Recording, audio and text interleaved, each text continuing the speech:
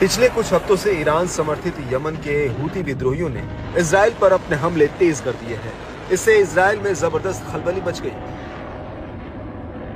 वक्त बेवक्त हूतियों की मिसाइलें इजरायली आसमान को चीरते हुए आ धमकती हैं।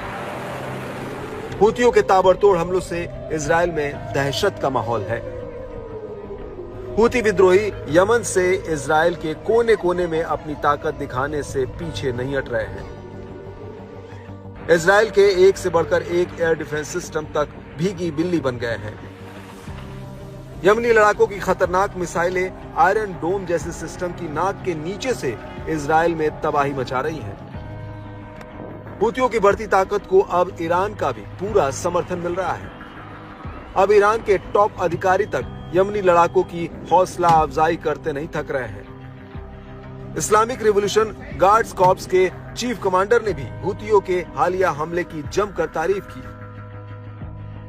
मेजर जनरल हुसैन सलामी ने गाजा में इजरायली हमले के बीच फिलिस्तीनियों की बहादुरी और साहसी से रक्षा करने के लिए यमन के हूती विद्रोहियों को सराहा है। उन्होंने कहा कि आखिरकार जीत हमारी ही होगी।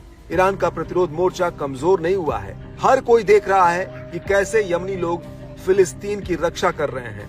हर शुक्रवार को गाजा के समर्थन में मार्च निकाल रहे हैं। सलामी ने यमनी लोगों की दृढ़ता और ताकत पर जोर देते हुए कहा कि हूती विद्रोही पहले से कहीं अधिक मजबूत हैं। हूतियों ने अब तक शानदार प्रदर्शन किया है। कोई ऐसी घटना नहीं घटी है जो इस हालात को बदल सके। गाजा में इजरायली हमलों के बीच सलामी ने कहा, यमनी अपना प्रतिरोध जारी रखेंगे और जीत हासिल करेंगे।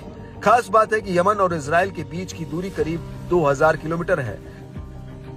लंबी दूरी तय करते हुए हूतियों की मिसाइलें इजरायली एयर स्पेस में आना नेतन्याहू के लिए बड़े खतरे की घंटी है।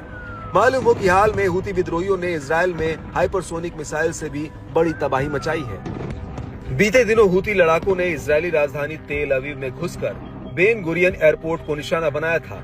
दावा है कि ये अपने टारगेट पर सटीक हमला करने में कामयाब रहा। हूती विद्रोहियों के हमले में बड़ी संख्या में नुकसान हुआ है। साथ ही एयरपोर्ट पर हवाई यातायात भी बाधित हुआ है। हूती विद्रोही इजरायली एयर डिफेंस सिस्टम को गच्चा देने में कामयाब हो रहे हैं। हूतियों की कई नई मिसाइलों ने इजरायली बलों की मुश्किलें कई गुना बढ़ा दी हैं। इस बढ़े हुए तनाव में इजरायल की करीब आधी आबादी जाग कर रात गुजार रही है। इसकी वजह हूती विद्रोहियों के मिसाइल हमले का अलर्ट देने के लिए बजने वाला सायरन है, जिसके बाद लोगों को शेल्टर में जाना होता है। इस बीच इजरायली मीडिया आउटलेट यरूशलेम पोस्ट की माने तो हूतियों के साथ संघर्ष में उलझना इजराइल को मुश्किल में डाल सकता है। इस संघर्ष में इजराइल को कई तरह के नुकसान उठाने पड़ सकते हैं। यमन में इजराइल के हमले तेज करने से हूती भी इजराइल में अहम ठिकानों को निशाना बना सकते हैं। हूतियों के पास मिसाइल और ड्रोन का बड़ा जखीरा है। इसके अलावा यमन से इजराइल पर हमलों में बढ़ोतरी से दोनों देशों के बीच सीधा सैन्य टकराव हो सकता है।